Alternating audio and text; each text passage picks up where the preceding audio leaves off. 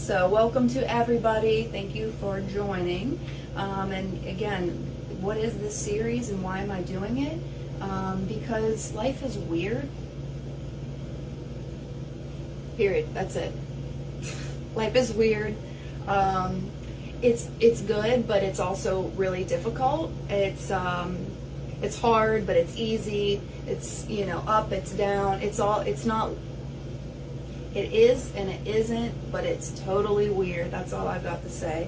And from my experience, and again, all that I can share is from what I've learned through my own experience and lived reality, and from what other people have shared with me of their experience and their lived reality. So I like to incorporate a lot of teachings and tellings that I've had from other people into. It's like my belief system, and everything I know is just a conglomeration. Wow, an amalgamation.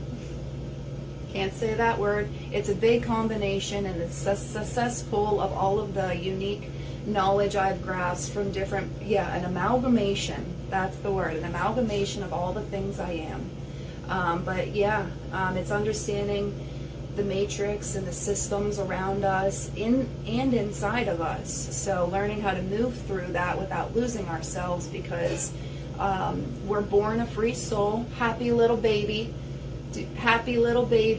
shaking around, and then all this stuff's hit at us, telling us this and that, cutting us down, shaping our belief systems, and we might lose ourselves on the way. I myself, I'm a recovering addict. October I'll have 6 years, but I took my first sip of alcohol probably, under 10, snuck it, probably shouldn't have, and then I started drinking with my friends at age 13, 14, and we started smoking marijuana. Then pills came around, and I was an opiate addict on pain medication by age 16, and then, full-blown 10 plus years opiate heroin addiction, and still somehow managing life in the matrix, getting through school, associate's degree, working a nice job, still maintaining relationships and having some things. So like the exterior was all there, which is great, but the inside was fucking cesspool, seeping with poison and toxic and misery and pain. And there's this quote, you can spray perfume on a dead body, but it'll still stink. So naturally I may have looked like I had it all together, but inside I was pretty broken. So if you can relate to that on any scale, not that you're an addict or an alcoholic or whatever destruction. I mean, we've all had things happen to us. If you can relate to feeling lost, confused, hurt, just like, even just again, weird, really effing weird, dissociating, existential dread. It's such a heavy collective conscious thing that's just like an umbrella or a giant cloud that sits over us. And if everybody's seeping out all these bad thoughts and worry and negative and politics and religion and race and gender and all of this, it all goes up there into the collective conscious, and it can only hold that shit for so long, and it comes down and it rains on us and we feel even worse. So it's a very real thing. It's like a snowball effect. We get pulled into it, so it's really hard to avoid it at times. So I'm guilty as well. I mean, and those of us who have endured trauma and have not weirder, and let me say, when I use the word weird, I love that word. I love being weird. I love being unique and different. But our brains, a lot of us have brains that are wired a little differently. So if our synapses weren't, pruned at a certain age, like a lot of the other kids, one external stimuli might be enough to make them know and realize, and then that's that. But for us, we might have 10, 15, 20 more synapses. More things are firing and more stimuli, overstimulation. So I like to think that the matrix affects all of us. But then there's like the extra sensitive, there's the spiritual people, the empath, sensitive, and it really, really gets us. And if we aren't aware of it, then that makes it even worse, because we are just assuming life sucks, right? Which, when it's all a mirror of the reality we're creating in our perspective, then if we think life sucks, it is gonna suck. But we can definitely flip that, and there's real science backed behind that. So when I come on and talk about this stuff, you might be like, wow, this is cool, or you might be like, oh yeah, cool. This is real legit science backed by neuroscience, quantum physics. I mean, this is real stuff, proven. The brain is a fascinating. You think AI is pretty cool? Wait till you learn what the human brain and the soul are doing at a vast level, simultaneously, every second of the day. It's crazy. Just so many tabs open at once. Seriously, dude. The glitching, So then you throw on ADHD, and then it gets even worse because you're like, you want to, again, there's so much going on. There's so much external stimuli. Then you have your own brain process that might be a little, woo-woo. And you might be doing 3 tasks because you're on it, but then, your water's boiling over and you burnt your toes because you're printing these papers, and then, it's just like, oops, we did it again. And then again and again and again. But somehow you can figure out your own little squirrely behaviors and try to, maneuver it better. I definitely have improved on that. I used to have such bad OCD and ADHD, like, chewing the nails, shaking my legs, obsessive compulsive touching, feeling, making sure things are right, and just the thought process as well never stopped, to a fault where it was affecting my quality of life, where now I can tone it down a little bit and try to breathe and realize, then that's probably the effect of my nervous system being more calm, because it's taken years to calm the nervous system, because it is, just like we have external scars, they might have healed, but before they were open and wounds, so inside there's also, open wounds that have scarred, so nothing's like absolutely perfect, and even though it's been broken, it can still be mended back together to be useful. So here I am going off on an ADHD tangent. You're not broken crayon, still color. Yeah, there. That's how my brain goes. It's like throw something else in there. So anyhow, again, the matrix. What is it? How do we identify it? It's like a real world language. The systems, the stimuli, the environments that influence us unconsciously, they're all acting against us. So mass media, tech addiction, marketing, that's a manipulation from so many angles. Medicine. You watch a medicine commercial and they're like, make it look like it's great, and then they tell you the side effects are just like 7 times worse than what the initial thing was. It's like so much manipulation, but then they get you with the fear tactic, and if you don't get this vaccination, you're going to get shingles because you had chicken pox when you were kids. Well, if we weren't as stressed, maybe the shingles wouldn't be flared up because the immune system responds. So there's so much but they don't tell you that. They just want you to get vaccinated for shingles, which, shingles, God forbid, I don't want it. So I'm not being like, don't get your shingles vaccine, but it's a good example of what that manipulation is and how they spread it through there. And that's like attention grabbing. So again, like that fear propaganda is such a attention grabbing. The algorithm is all influencing it. It's like a big old social conditioning, nervous system override and overwhelm, and just like that fight or flight cycle. Sometimes we don't even get out of that fight or flight cycle. We might actually sleep at night, but we wake up and we're like right off the rip going at it again. So all of that is a non-stop repetitive cycle, and our brains literally create patterns and belief systems based on those repetitive sequences and exposures. It's like a loop of programming, whether it's a good loop or a negative loop, and then we have our negative feedback loop that incorporates into all that, which is also a whole story. Oh yeah, Jess, I wouldn't wish shingles on anybody. I don't want it, so go get your vaccine. Anywho, so I wanted to ask a few questions to you guys. And again, thank you to all that are watching, and to all that are watching after this live is over. Still comment with your answers if you'd like, because reflective prompts are such a valuable source in healing and spiritual work, because like we think we know what's going on because our brain tells us, and then our brain confirms it, and then our brain's like, which isn't always the case, I promise. We have that very structured, rigid belief system, that BS. It's big BS for sure. Not always, but a lot of times. So some questions. Have you ever looked around and thought, why does this all feel fake?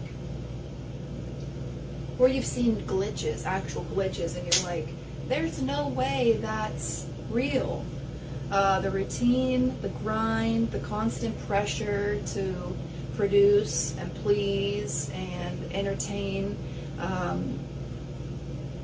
and then, or you're just like doing all of that, you're doing it, and you're just like driving in the car, you're like, what is this? Is this like, is this real life? Is this even real? Or you're doing it all, and then you're just like, this isn't it. This isn't it.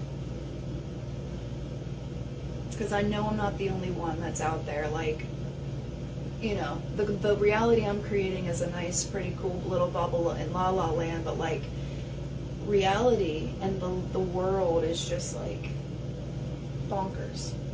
Oh, imposter syndrome. Wow, thank you for bringing that up, Thorn.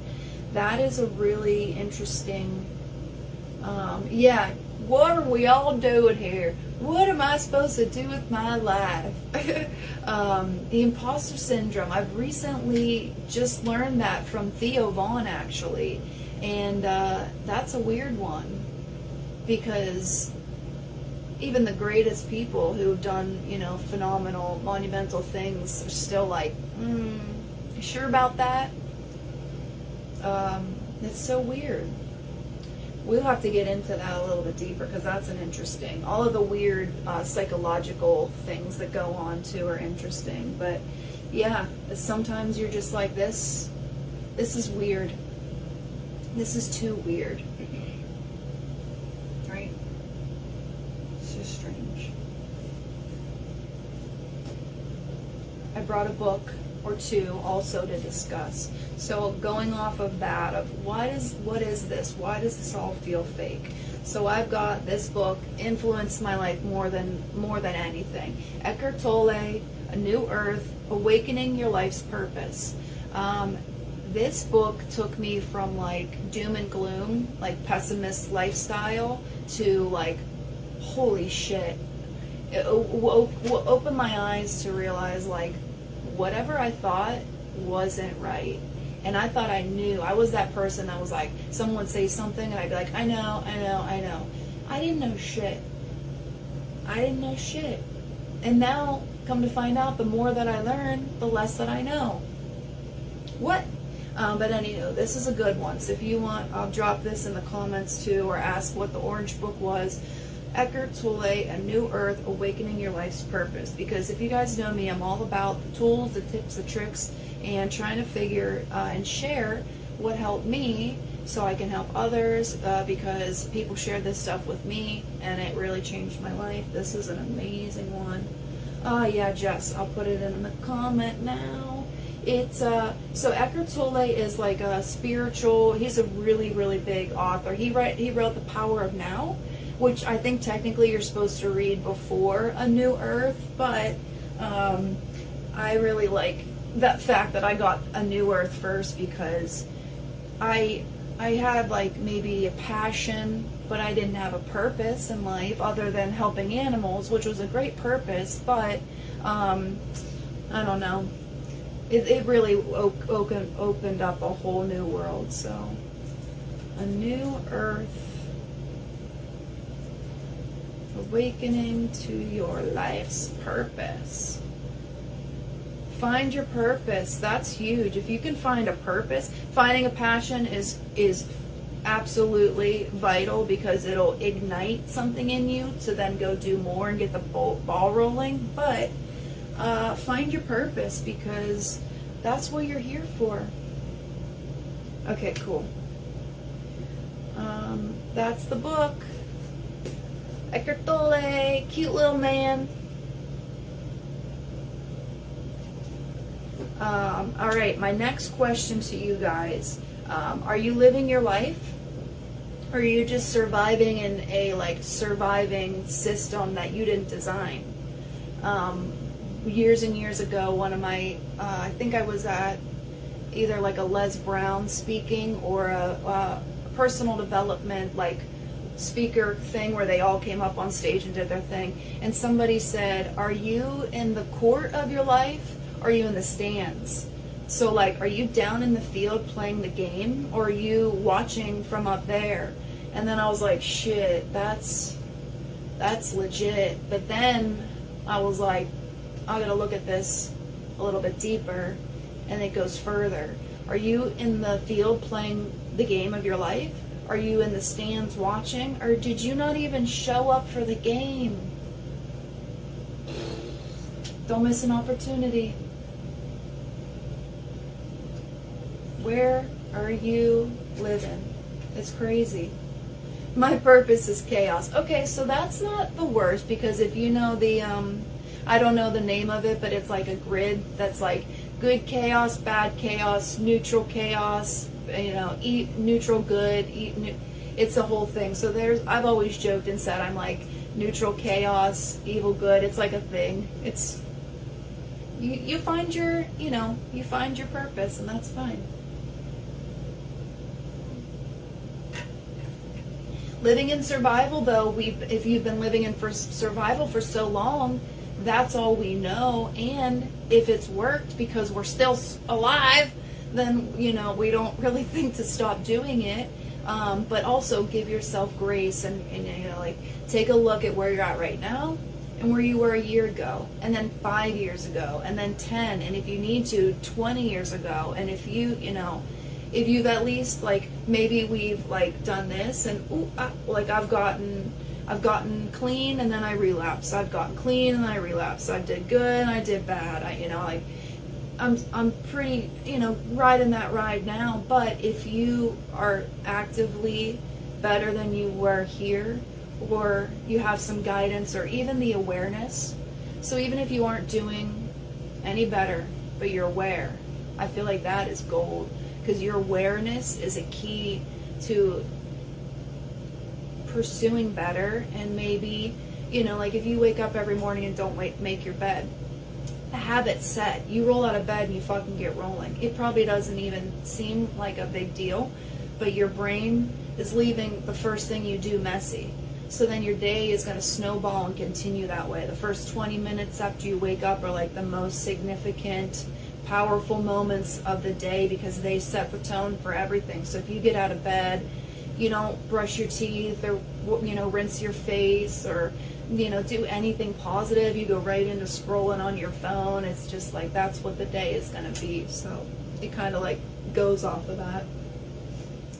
So then again, another question for you, stemming off of what are you living your life, how are you living it, is, do you feel there's a version of you underneath that functioning one, or that work one, or the one that just has to perform for whatever?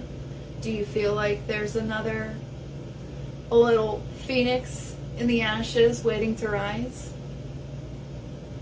Because I know that there is. And there's so many different layers of us, because don't forget, we are multifaceted humans. So we've got, again, who we were born to be, who our baby self was, who our parenting conditioning changed us to be, societal's programming changed us to be, and then all this other work, we have to be this way for work, and we have to look like this to be in this community, and we have to be this beautiful whatever for their parents. And then but inside, who are you? What's really in there? Hi LA, welcome to the chat. Welcome to the chat. We want to know who's inside you. Sorry, that was probably We don't need to know that, but I want to know. And I know Allie, my friend here, has a beautiful soul inside. She's got a real soul too, because like, you ever find a friend who just like tells it how it is, and you're like, oh, which most of you here in the comments, you're that. So I appreciate that you're all some real motherfuckers here. But hey, Allie, welcome to the talk about the universe and the cosmos, and we're just trying to survive life and navigate. So, yeah. Hi.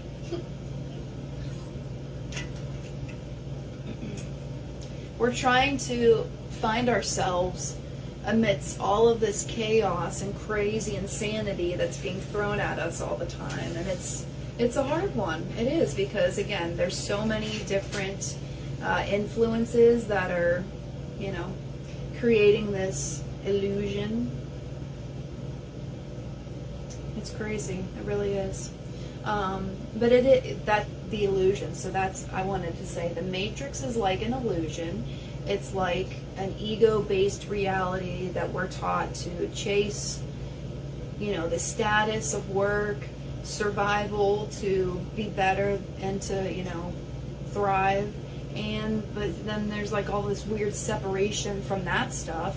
So like our ego causes separation from other people because we're judging and we're picking and we're choosing. And then again, I'll just call them they. That's like the people that rule the world and the powers that be. And like this is more, the powers that be are more than just humans on this planet. Okay? So alien girl over here, they're real, they're here, they're multi-dimensional, extraterrestrial species. If we're here as humans living on silly little Earth, why the hell wouldn't there be other species? Okay, now that that's out of the way, and we all believe in aliens here, the powers that be do influence a lot that's going on here. So it's like this weird matrix thing. It's like a manufactured experience, and when the wrong hands are stirring the pot, they disconnect our soul from the rest of consciousness. It's like this giant separation and disconnection, and they put it in everything, whether it be, again, religion, politics, gender, race, music, sports. You ever go to a sports game?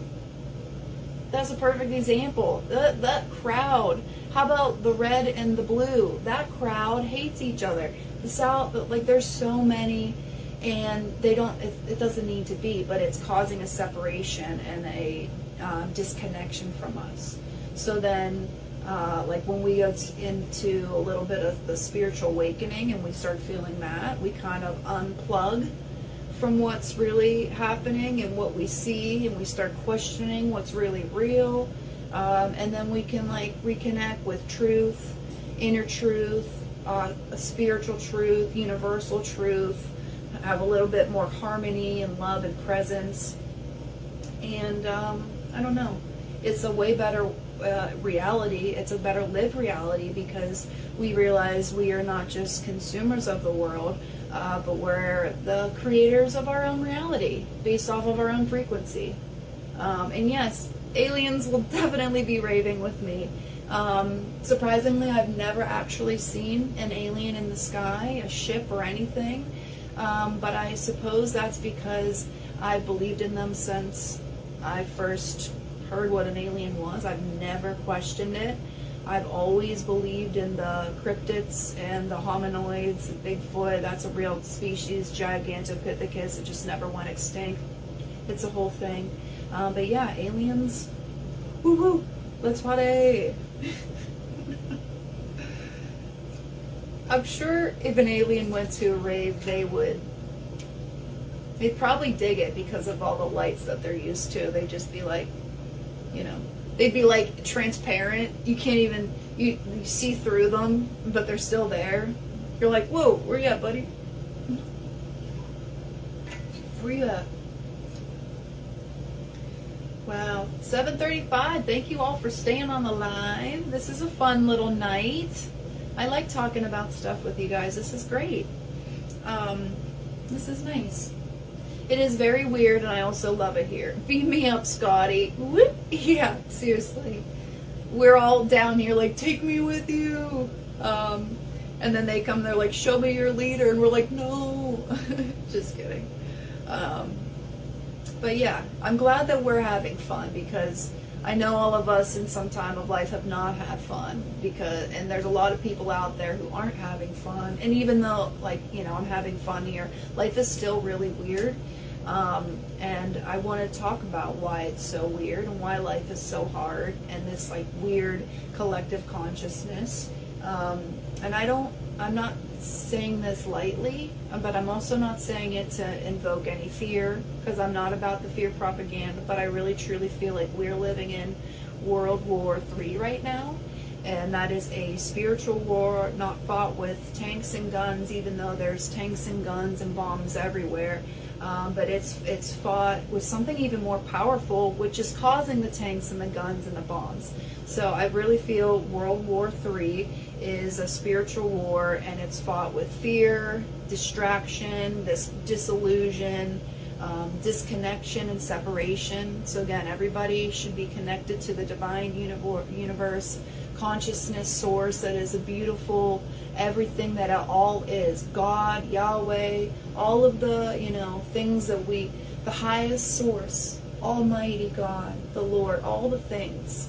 That's what we all are from. That's what we should all be connected to. But this little game of the matrix and manipulation unplugs us from all of that, and they shoot us with this fear propaganda, and then we're all overstimulated, and it's just a lot. It's a lot to maneuver.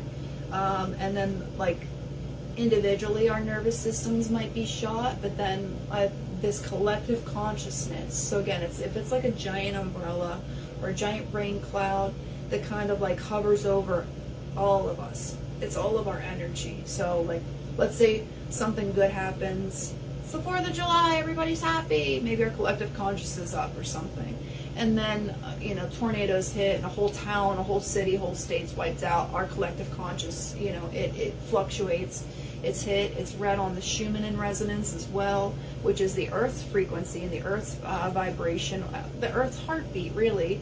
It's measured, I believe, 7.83 hertz. But when natural disasters, crazy shit happens, it fluctuates. Very little, but it probably fluctuates from our collective consciousness, because again, Mother Gaia, humans, we're all one, we're all connected.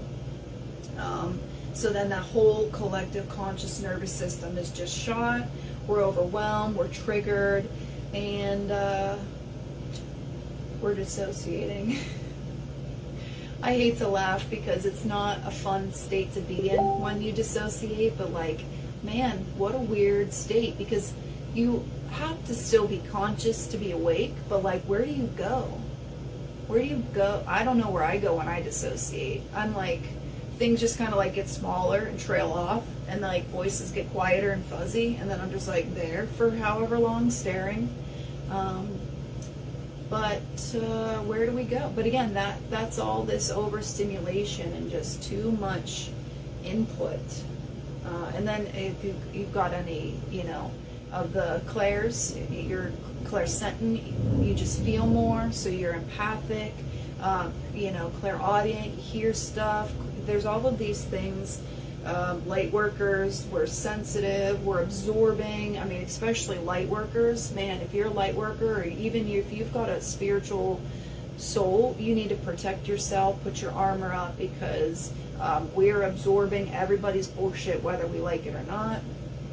You really got to protect and armor up, because there's a lot of chaos and confusion, and that like veil is very thin.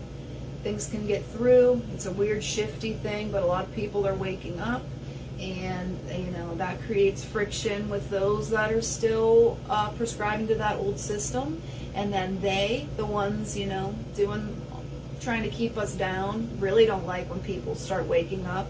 So it's it's like a life designed for battle, but it doesn't have to be. That's the cool part. We can shift out of it, and we can literally remove ourselves from that lower vibrational reality and live in this, like, what looks like la la land, but it's not. It's just a real reality, and it's great. It's really fun.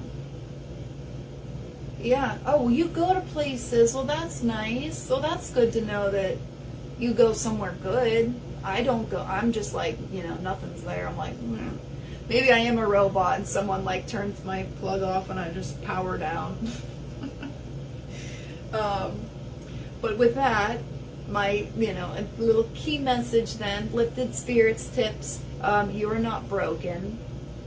Just because you've had your trauma or whatnot, you're not broken. You're just feeling things. And, if you're going through any type of inner healing, spiritual work, reflection, you're facing things that a lot of people won't face. So you have to be gentle, give yourself props, and give yourself grace for that, because you're carrying a lot. You're carrying collective static. You're carrying your static. And that's even more so why your grounding practices need to be even more sacred and frequent. So again, even just going outside, touching outside, that's outside, and it's starting to rain and thunder, which I love because I love a good rainstorm. But yeah, go out, touch grass, ground, feel better. And that's one of my favorite tips and tools. So then going into some tips and tricks of how to ground in the matrix and how to maneuver this life.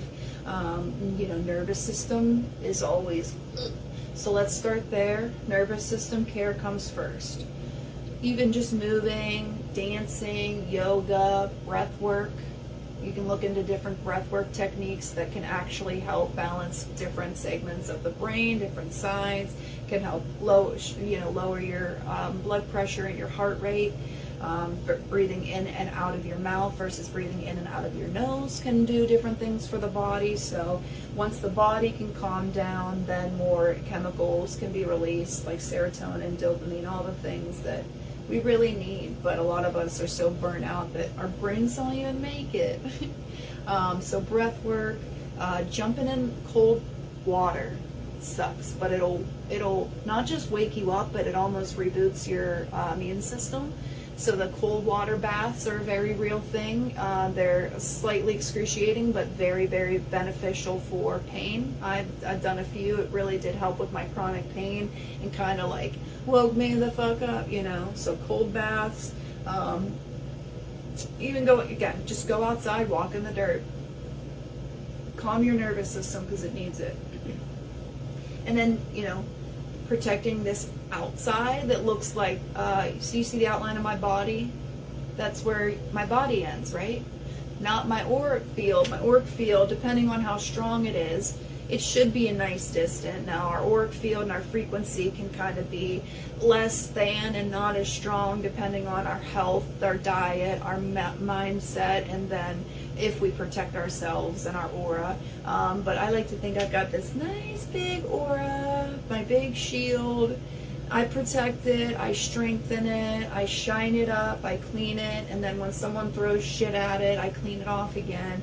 So that is important as well, and that's the visualization techniques. So if you've ever done a guided meditation with me, I love visualization techniques because it takes you out of your own brain and these thoughts that you're so used to, and it can put you in a different space where you can kind of create and imagine and then and experience a nice little thing. So I'm envisioning strengthening that auric shield is huge because you have to protect yourself.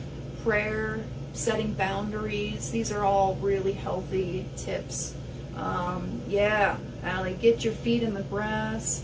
Ritualistic dancing, that's awesome too, because that goes back to ancient times where they didn't have books or Google to tell them that doing this and this and this did that. They just figured it out by doing it, and they knew in their soul and by the benefits and effects that they felt. So that too, going to a rave and you're just like letting your soul be free. So whether it be, ritualistic dancing, chanting mantras, ecstatic dancing where you're just kind of, doing things, bopping around, or, people go to church.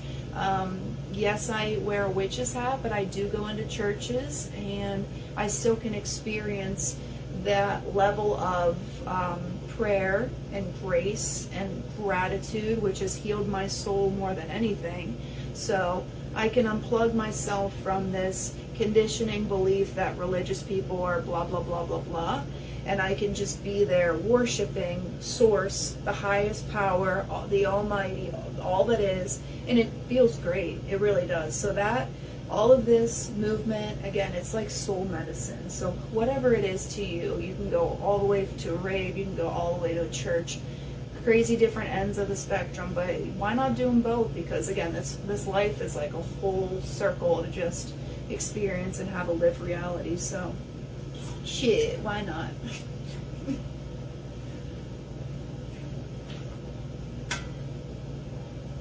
Just dance. Remember King of the Hill? Dad, I just want to be a dancer. And then he's like, I'll be damned if any son of mine is a dancer. Fucking King of the Hill. That is an old show. Anywho, back to the Matrix. But sometimes you can do, watch funny stuff that gives you joy and giggles, and it helps you get through a day in the Matrix. So maybe you had like a shitty day at work, and your one reprieve is coming home and watching an hour of, Family Guy or Brooklyn Nine-Nine or some funny show that your partner will watch with you, and you can laugh and giggle and go to bed, and then that's it. Because not every day is going to be a good day. Not every day is going to be an easy one or a fulfilling one, and some just suck, and some are just whatever, and they are. And that's fine, but you can also start to create, a momentum by adding those helpful little, funny things, or getting out in the grass, or, treating yourself to something that, you wouldn't be able to have normally, because it's like a self-love, self-acceptance, being okay, not being okay. Because sometimes we're not okay, and that's fine. Because life is never going to always be good, right? Yeah. Unplug. Limit social media and all this, comparison is a thief of joy. So the more that we see other people doing and having, and we want it, and we feel bad, and blah, blah, blah. And it just creates, again, this is manipulation from the algorithm and the media. It creates so much want and desire in us that then we feel like what we have isn't fulfilling us, which is sad, because there's so much that we have over here in America that a lot of other places don't have. And yeah, we have our own fucked up flaws over here. Like, it's really messed up over here, but we are very, very blessed to be here. But yet we still compare when we, someone has the newest shoes. Bye, Allie. Love you too. Have some din din for me. I'll be getting off here shortly too, because I think Chris made dinner for me, which is nice. But yeah, just be okay with where you are right now, no matter what, because self-talk is like a weapon or a wand. So like your negative self-talk is totally a weapon, but your positive self-talk is literally a magical wand and thorn. I think you can attest to that. Like, I know I can. My self-talk is debilitating, it's crippling. I joke, I've got two wolves. One's like self-deprecating and one's self-confident to the point of extreme. Like, it's a real thing. So yeah, comparing is going to rob us of that. But we have the ability to use our self-talk and create our own reality of magic. Or I like to say our brain is our palace or our prison. So it's either a place of wonderment, wonderful beauty, or it's absolute, shambles and prison. So we have the ability to kind of shift out of that, and it's okay if you're still figuring it out. And it's okay if you're still in a prison of your own making, because you can break free. I want to break free. I want to break free. You know that song? Dun-dun-dun-dun. That's a good one. And there we go. So music, another tip and trick that I love to use. Music is always going to... I just saw myself in the thing doing that. Sorry if I'm a silly person and I'm kind of weird, but that's okay. That's what I'm here for on this life, apparently. But music will definitely get me out of my funk. throw on my Spotify like songs, shuffle, and you're going to get a wide range of crazy insanity, and you're going to think I'm a schizophrenic bipolar person, but that's okay, because it still brings me joy, whether it's a rock song, hippie song, a gospel song, what instrumental, I don't know, I've got a wide range of taste, but music, scents, smells, certain essential oils can help uplift the brain as well. Tangerine's really good for uplifting the brain. Movement, setting intentions, even just affirmations and setting intentions with yourself is huge, because you're making a pact with yourself and setting an agreement with the universe. And then when you follow through, it kind of transforms it into magic. And again, Thorn, you're living that right now, where you're changing your reality with your words, and then the crazy synchronizations happen, and then it's crazy. You're literally creating your own reality, which is so cool. And it's also cool that we're all at different stages of this journey, and then we'll be at this stage of the journey, and then we drop down, and maybe we regress, and then we come back, and then we can always come back to our journey, because the journey is never lost. And we might trail off a little bit and fall into a pit of despair for a few years or so, but that path is still there, and somewhere you might not see it now, but there's a little rope hanging in that pit, and if you got the strength, because you got an inner phoenix inside of you, you got the strength, you ignite it, you use your wings, and you pull yourself up out of that pit, and then your inner GPS routes you back to your journey and your path. And if you have that intuition and trust and faith in the universe and your inner guidance system, that this was the plan designed for you, then you know that you're going to get out of that pit, and something good is going to happen. Something will be on the other side. It might be another pit, but that's okay. That's part of the lesson. And when we can finally look at these tragedies and lessons as opportunities to learn and grow, rather than why is this happening to me, it changes, it shifts, and it transforms your whole perspective. So we're all here living this reality, experiencing it through our own lived reality, which is crazy. So some of us are just unplugging, some of us are rebuilding, and some of us are burnout. But wherever you are, you're sacred, and you're valid, and you're here. There is no shame in still learning how to cope, because you could be a master guru, and then something takes you by surprise, and you need help. There should always be the ability to reach for help, because if you're willing to give help, you should be able to take the help, because then you